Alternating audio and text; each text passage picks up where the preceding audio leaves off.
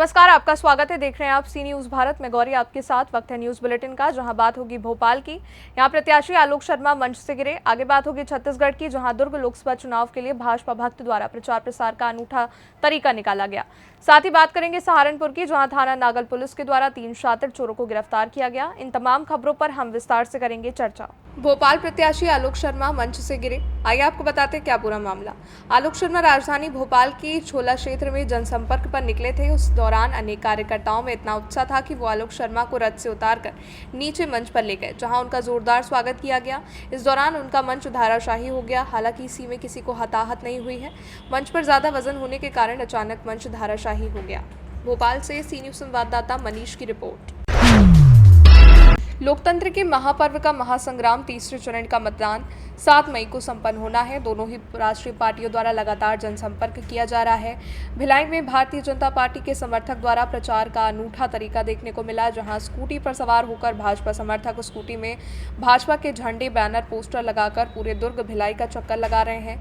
भाजपा समर्थक आरपी अग्रवाल का कहना है कि वो देश के प्रधानमंत्री नरेंद्र मोदी के कार्य रीति नीति से प्रभावित है। मैं जब से 21 साल का हुआ हूँ तब से उस समय जनसंघ का समय था। जनसंघी से अटल बिहारी वाजपेयी, जयप्रकाश नारायण, मोरारजी देसाई के समय से ही मैं जनसंघ के प्रचार से करता हुआ आ रहा हूँ। और मेरी रुचि हमेशा अपने यहाँ के वार्ड में पार्षद मुकेश अग्रवाल के समय में भी मैंने बीजेपी का प्रचार किया था। रितेश सेन के समय में भी मैंने बीजेपी का ही प्रचार किया और अभी भी विजय भैया के समर्थन में मैं प्रचार कर रहा हूँ। मेरी सबसे प्रचार करने की उपलब्धि जो मोदी जी ने बोला है कि 70 साल के ऊपर जो भी व्यक्ति रहेंगे उनका निःशुल्क इलाज किया जाएगा। मैंने बहुत सी पॉलिसी कंपनी से बात की, बोले भैया जी आपका तो पॉलिसी मेडिकल पॉलिसी आपकी हो ही नहीं सकती। मेरी रुचि थी कि मैं अपनी गाड़ी को जो है ना एक बीजेपी के मतलब विजय रथ की टाइप की गाड़ी बनाऊं। बाकी पीछे बैठने पे यह है कि अभी मैं जो इतना ही लोड लेकर के जो चल रहा हूँ ना, वही मेरे लिए अभी नामुमकिन है। कम नहीं तो 50 होंगे। नॉर्मल वाले 20-25 हैं, बाकी तो सब वही। नहीं कुछ नहीं है। ये मेरी रुचि है, मेरा कुछ नहीं था। मेरा फैब्रिकेशन वाले से विचार था भैया कि मेरी गाड़ी को कुछ ऐसा बना, और उसमें जो है उसका भी विशेष सहयोग रहा। धनराशि तो नहीं है। अब मैं 70 वर्षीय वृद्ध हूँ, मेरे पास में खुद संपन्नता है अपने पैसे को खर्च करने की। मैंने अपनी इस उम्र में जो है कुछ तो पैसा कमाया है, तो मैं चाहता हूँ कि मैं अपनी राशि, क्या खर्चा आता है, 1 लीटर पेट्रोल लगता है मेरे को। तो ये जो प्रचार समझा, अगर आप हिंदी में बोलेंगे भैया प्रेरणा स्रोत का नहीं है। मैं तो क्या है बीजेपी का जो है समर्थन हूँ। मेरे जो रिलेटिव है बृजमोहन अग्रवाल, वो भी मेरे रिलेटिव है।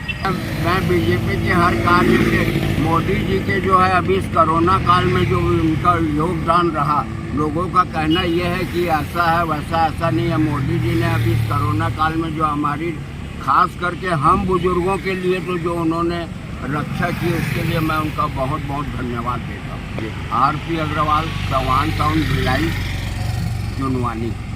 छत्तीसगढ़ से सी न्यूज संवाददाता लोकेश साहू की रिपोर्ट। दिल्ली में चांदनी चौक से कांग्रेस के प्रत्याशी जयप्रकाश अग्रवाल के नामांकन में भाग लेने दिल्ली कांग्रेस के अंतरिम अध्यक्ष देवेंद्र यादव पहुंचे। उन्होंने दावा किया कि इस बार इंडी गठबंधन के दिल्ली के 7 लोकसभा उम्मीदवार भारी बहुमत से जीतेंगे। लगातार दिल्ली में कांग्रेस के पूर्व विधायक और अन्य नेताओं की पार्टी छोड़ने को लेकर कहा कि पार्टी एकजुट है। वहीं पर पीएम मोदी पर भी तंज कसा। आज आप लोग नॉमिनेशन करने के लिए जा रहे हैं और उस सीट से जिस सीट पर आपका हमेशा कब्जा रहा है, कैसे देख रहे हैं इस सीट को? निश्चित ही सिर्फ ये सीट नहीं, चांदनी चौक तो निश्चित ही हमारा कब्जा भी रहा है। माननीय जयप्रकाश अग्रवाल जी ने इसको पहले भी रिप्रेजेंट किया है। लेकिन मुझे कहीं ना कहीं जैसे आज पूरे दिल्ली में और पूरे देश में एक माहौल बदलाव का नज़र आ रहा है। मोदी जी के खिलाफ लोग वोट करना चाहते हैं। मोदी जी के जो झूठे वादे थे आज वो सब ओपन में आ गए हैं। आज लोग उनसे सवाल पूछना चाहते हैं और वो बच्चे घूम रहे हैं। तो कहीं ना कहीं मैं देख रहा हूँ कि आज कांग्रेस इंडिया गठबंधन नहीं बल्कि जनता चुनाव लड़ रही है। और जब जनता चुनाव लड़ती है तो निश्चित ही बदलाव के लिए लड़ेगी। 4 तारीख को आप देखेंगे दिल्ली में देश में इंडिया गठबंधन की मजबूत सरकार बनने जा रही है। इन 7 सीटों का आकलन कैसे कर रहे हैं आप? कांग्रेस और आम आदमी पार्टी पहली बार दिल्ली में गठबंधन में लड़ रही है।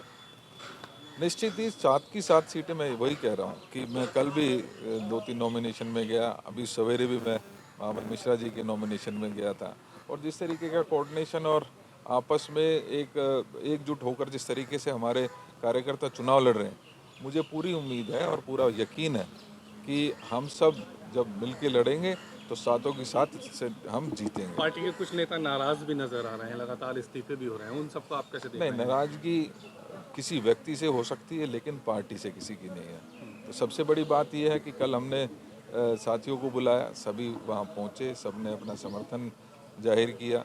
कल भी हमारा आउटटेकिंग रहेगा ऑफिस में, तो उसमें भी देखिएगा कि सभी साथी हमारे वहाँ पर मौजूद रहे। लेकिन सर एक के बाद एक इस्तीफे दिए जा रहे हैं। पहले नसीब सिंह पूर्व विधायक थे, उसके बाद नीरज कुशवाहा, उसके बाद मैंने कहा किसी का किसी व्यक्ति के साथ हो सकता है, लेकिन पार्टी एकजुट है और एकजुट रहेगी। एक अहम सवाल है, कोरोना की जो वैक्सीन लगाई गई थी उस पर प्रधानमंत्री नरेंद्र मोदी का फोटो था, लेकिन वो फोटो हटा लिया गया है क्योंकि खबर ये आ रही है कि कोरोना की वो वैक्सीन बहुत घातक साबित हुई है। अभी एक जगह से हटी है, देखिएगा सब जगह से हटी। दिल्ली से सी न्यूज़ संवाददाता दीपक की रिपोर्ट। खबर रायबरेली से है। रायबरेली में अखिल भारतीय अपना दल के प्रत्याशी दिलीप सिंह ने बड़े दलों के चुनावी घोषणा पत्र को झूठा करार दिया है। उन्होंने मतदान के बदले मतदाताओं को 5,000 रुपये प्रतिमाह दिए जाने की मांग की।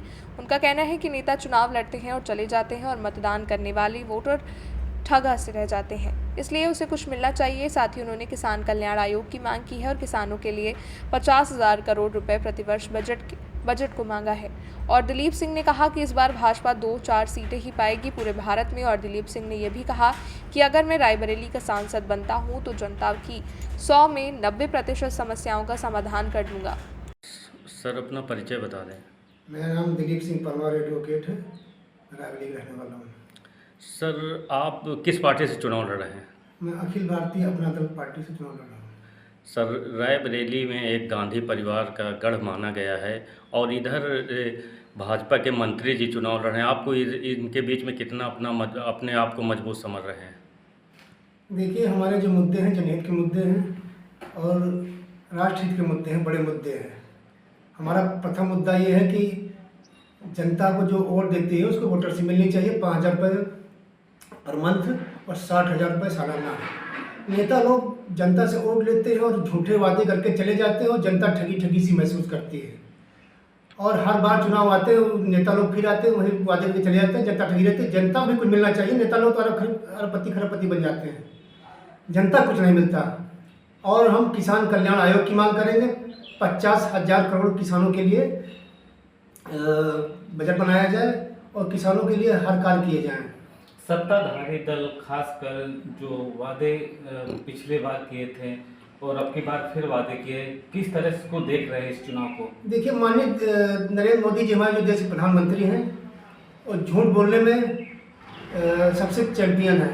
उनसे बड़ा झूठा व्यक्ति कोई नहीं, क्योंकि वो जब 2014 में सत्ता में आए तो उनका प्रमुख मुद्दा था कि 15-15 लाख रुपए सबके खातों में डालेंगे और कालाधन 100 दिन के अंदर स्विस बैंकों से कालाधन 100 दिन के अंदर लेके आएंगे। लेकिन आज 10 साल बीत गए, 10 साल में उन्होंने सत्ता भोग ली है और मुद्दा बिल्कुल से भूल गए। नए खाली ये राम के नाम पे और उलूल जुलूल मुद्दे लेके घेरते हैं, कभी मंगलसूत्र के नाम पे कांग्रेस को विपक्षी दल जो है बाकी प्रमुख मुद्दों से भटकाते हैं। यूपी में 80 सीटें जीतने का दावा करते हैं, किस तरह ये को देख रहे हैं? भाजपा वाले 40 सीट नहीं पार करने वाले हैं यूपी के अंदर और बहुत बुरी हारने की कंडीशन में है। 2 फेज इनके बिल्कुल तबाह हो चुके हैं और तीसरे फेज भी हारने जा रहे हैं। जनता बहुत इनसे खिलाफ इनके। रायबरेली जनता को क्या दिशा निर्देश आप देना चाहते हैं अपनी पार्टी से और प्रत्याशी होने के नाते? मैं देखिए भाई साहब मीडिया बंधुओं कि मैं रायबरेली की दिशा निर्देश जनता को यही देना चाहता हूँ कि बहुत सोच विचार कर वोट करें। जातिवाद पे, धर्मवाद पे, किसी मुद्दे पर और ये राम मंदिर और इस पे धार्मिक उन्माद पे वोट मत दें। अपना हित, कौन हित करेगा, कौन सच्चा है, कौन ईमानदार है, कौन अपने खरे वादे पर उतरेगा, उसको वोट दे जो आपका विकास कर सके, आपके बीच रह सके, आपके सुख दुख में शामिल हो सके और आपके लिए हरदम खड़ा रहे। अगर आप रायबरेली से सांसद बनते हैं तो जनता के लिए क्या विशेष करोगे? जनता के लिए देखिए मेरे हर वो मुद्दे रहेंगे, सड़क पानी लेके जितने भी और उनके हित के लिए भ्रष्टाचार मुक्त है, जितने बड़े बड़े मैं यहाँ औद्योगिक विकास के लिए मांग उठाऊंगा कि यहाँ कारखाने लगे और यहाँ रोजगार के अवसर पैदा किए जाए और रायबरेली को अच्छे जिलों में, यानी यहाँ जो स्मार्ट सिटी कहने की उन्होंने बात कही थी मोदी जी ने, लेकिन यहाँ तक कुछ हुआ नहीं है। रायबरेली को स्मार्ट सिटी में शामिल करने की मैं मांग करूँगा और जितनी भी अच्छी सुविधा जो हाईटेक शहरों में होती है रायबरेली वालों को दी जाए। रायबरेली से सी न्यूज़ संवाददाता इंद्रेश कुमार की रिपोर्ट। सहारनपुर में थाना नागल पुलिस के द्वारा 3 शातिर चोरों को गिरफ्तार किया गया। इनके कब्जे से दुकान के बाहर में चोरी किए गए 3 नमक के कट्टे बरामद हुए। बता दें 29 अप्रैल को वादी कपिल तायल पुत्र श्रवण तायल निवासी रामदासपुर कस्बा और थाना नांगल ने एक लिखित प्रार्थना पत्र बाबत अज्ञात चोरों के द्वारा दुकान के बाहर रखे टाटा नमक के कट्टे चोरी करने के संबंध में मुकदमा पंजीकृत किया था। सहारनपुर के एसएसपी के द्वारा उक्त घटना का तत्काल संज्ञान लेकर अपराध नियंत्रण चोरी की घटनाओं की रोकथाम के लिए संलिप्त अपराधियों की गिरफ्तारी के लिए चलाए जा रहे अभियान के अनुपालन में पुलिस अधीक्षक ग्रामीण और क्षेत्राधिकारी देवबंद के निकट पर्यवेक्षण में थाना प्रभारी ज्ञानेश्वर बोध के कुशल नेतृत्व में मुखबिर की सूचना पर नागल पुलिस टीम द्वारा मुकदमा उपरोक्त में प्रकाश में आए 3 शातिर चोर अभियुक्त गढ़ वारंटेड को गिरफ्तार किया। सहारनपुर को एमएलडी स्कूल के पास से गिरफ्तार किया गया। वहीं जिनके कब्जे से चोरी किए गए 3 टाटा नमक के कट्टे बरामद हुए। पूछताछ करने पर गिरफ्तार अभियुक्त गढ़ उपरोक्त में एक स्वर में बताया कि हम कम पढ़े लिखे हैं और नशा करने के आदी हैं। अपने नशे की लत को पूरा करने के लिए हमने एक दुकान के बाहर रखे हुए 3 नमक के कट्टे चोरी कर लिए थे। सहारनपुर से सी न्यूज़ संवाददाता सुरेंद्र की रिपोर्ट। फिलहाल के लिए न्यूज़ बुलेटिन में बस इतना ही। देश दुनिया की बड़ी खबरों के लिए आप देखते रहिए सी न्यूज़ भारत।